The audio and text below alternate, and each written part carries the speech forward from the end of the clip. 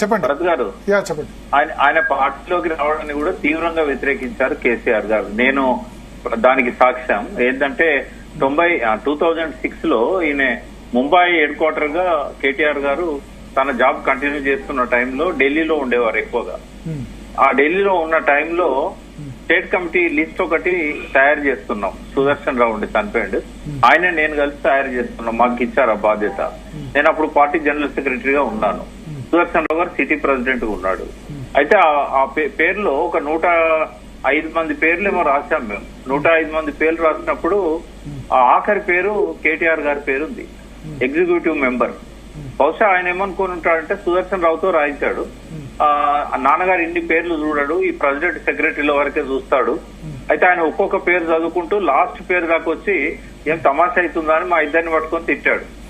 మేము ఎన్నిసార్లు చెప్పాం మనం మీటింగ్ నువ్వు పక్కన ఉన్నావు కదా, మియా బీబీ అని ఎన్నిసార్లు చెప్పాం మనం. మళ్ళీ ఈయన ఎందుకు రావాలంట పాలిటిక్స్ లకు అవసరమంటున్నా, ఆయన ఉద్యోగం చక్కగా చేసుకోవచ్చు కదా అని చాలా గట్టిగా కటువుగా మాట్లాడాడు.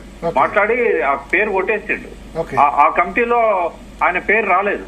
మళ్ళీ 2008 లో వేసిన కమిటీలో అప్పుడు కేటీఆర్ గారు ఆ పార్టీలోకి వచ్చారు.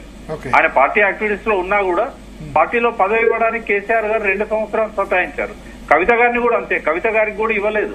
ఆయన బతుకమ్మ పేరుతోనే ఆమె ఎంటర్ అయింది తప్ప పార్టీ నాయకురాలిగా పార్టీ సభ్యురాలిగా ఎక్కడ కూడా కవిత గారు లేరు 2013 దాకా. ఆమె జాగృతిని డెవలప్ చేసుకున్నారు. కాబట్టి కేసీఆర్ మనస్తత్వాన్ని దేశపతి గారు చెప్పిన దానికి ఇది ఒక అడిషన్ నేను చేసిన అంతే. ఓకే, మరి అప్పుడు 2 సంవత్సరాలు కరీంనగర్ ఎలక్షన్స్ లో బై ఎలక్షన్స్ లో పనిచేశారు కదా కేటీఆర్. 2009 లో ఆయన అదొకే, బట్ దానికంటే ముందు ఫస్ట్ కరీంనగర్ బై ఎలక్షన్స్ తో కదా ఎంట్రీ. పార్టీలో పదవి పనిచేశాడు కానీ పార్టీలో ఏ పదవి లేదండి. పార్టీలో పదవి లేదు, ఏ పదవి లేదు.